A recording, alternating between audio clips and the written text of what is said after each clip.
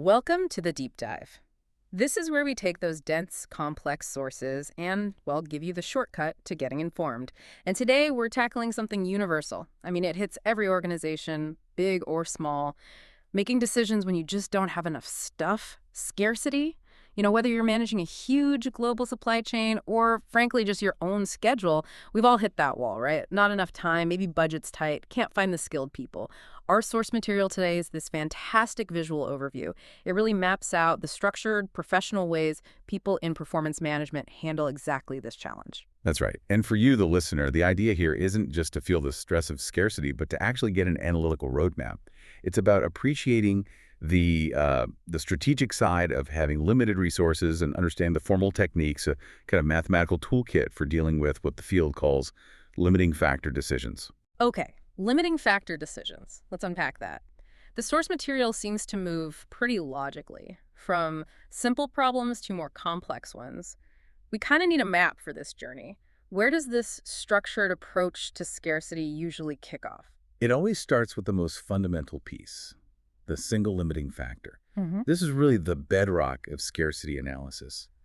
Think about it. Maybe you have 10 different resources, but only one, let's say, machine hours, or maybe a specific material is actually stopping you from making more. That single constraint becomes the key factor. It dictates, well, pretty much every operational choice you make from there. Right. So if the machine maxes out at 100 hours a week and you've got plenty of everything else, that machine time is the bottleneck. That's our key factor. Okay, so what specific tools do managers actually use then to optimize around just that one bottleneck? Well, the standard, absolutely essential technique here is ranking. It's pretty logical. Since you can't make everything you want, you have to rank your products. But critically, not just by their profit margin. No, you rank them by the contribution they generate per unit of that scarce resource.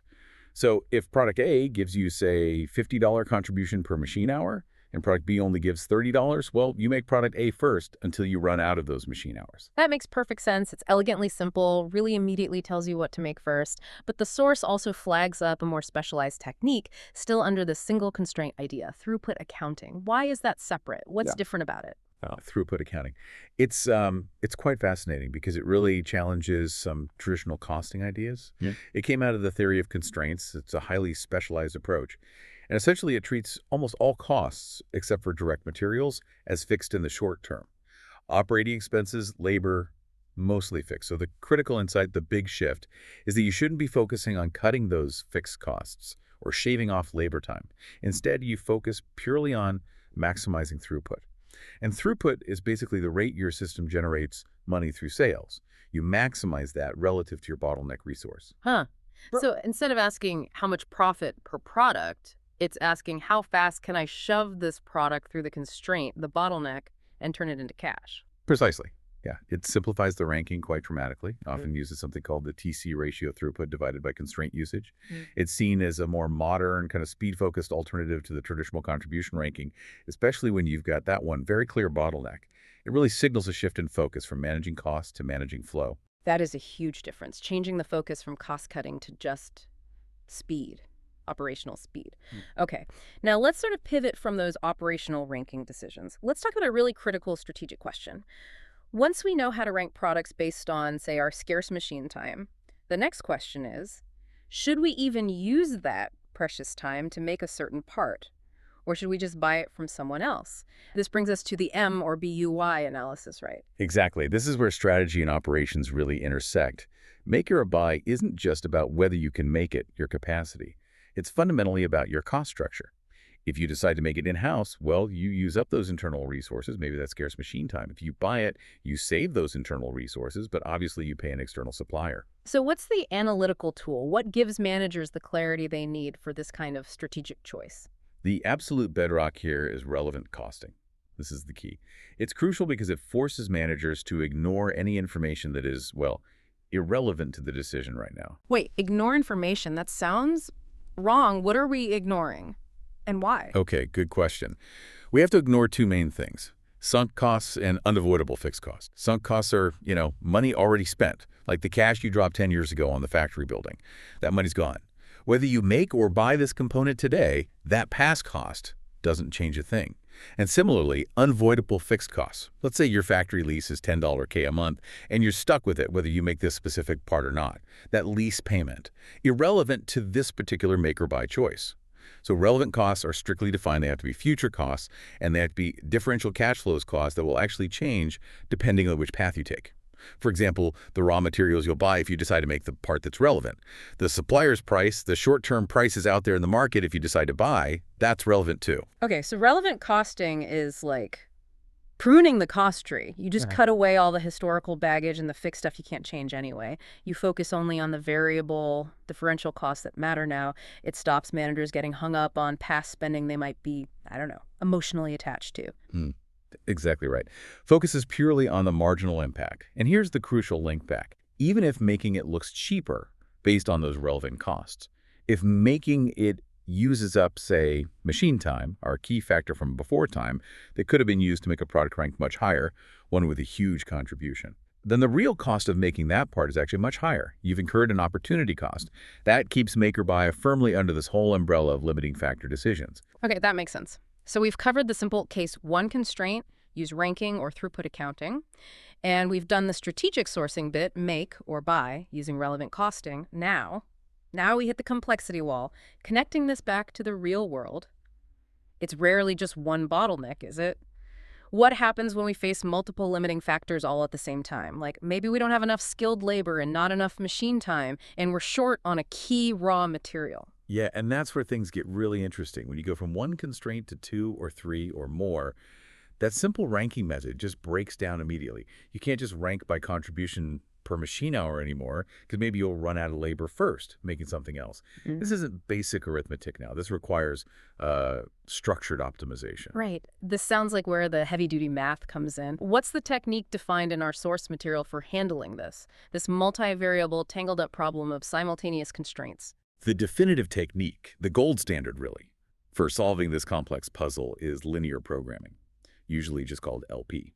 LP is specifically designed to find the optimal mix of outputs, what products to make and how many, when you're restricted by several different resources all at once. Yeah. It basically helps you find that single best recipe for maximum contribution given all your limits. Okay, LP. But how do managers actually use it? It sounds very abstract, very mathematical. Well, it involves defining three key things.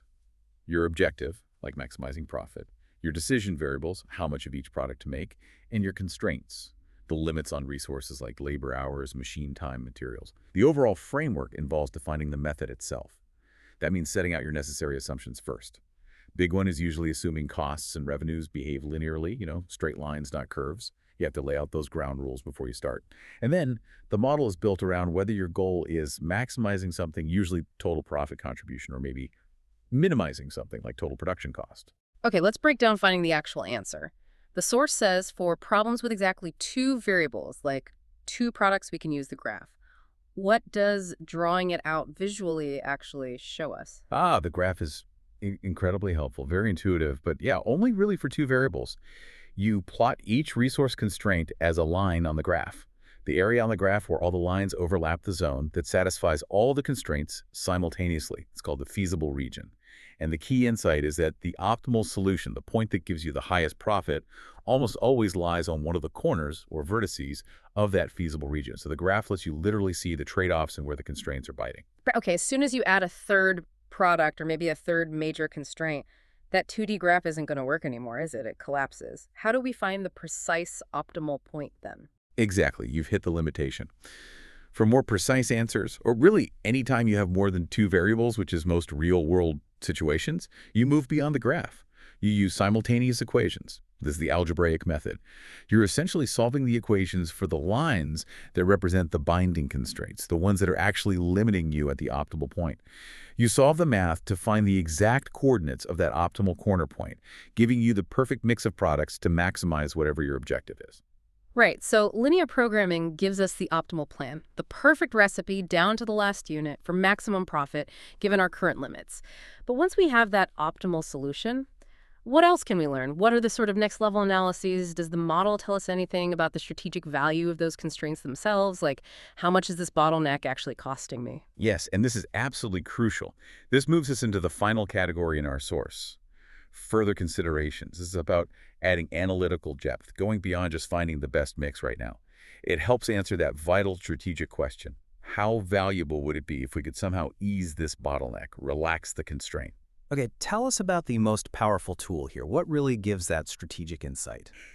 That would almost certainly be shadow prices, sometimes called dual values. The shadow price is arguably the single most potent strategic insight you get from an LP model. It represents the imputed value, the sort of theoretical worth, of getting one additional unit of a constrained resource. Let me put it this way. If your machine time is fully utilized, it's a binding constraint. The shadow price tells you exactly how much your total contribution would go up if you could somehow find just one more hour of productive time on that machine, assuming you use that hour optimally according to the LP solution.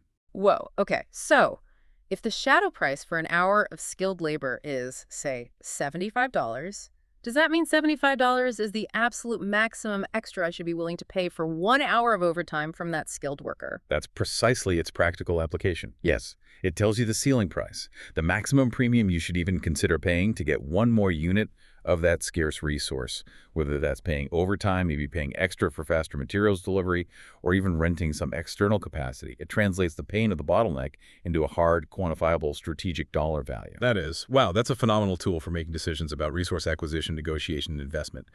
Okay, what other kinds of deeper analysis does this final section cover? Well, next up is sensitivity analysis. This is really important for managing risk and just practical planning. You found your optimal solution using LP.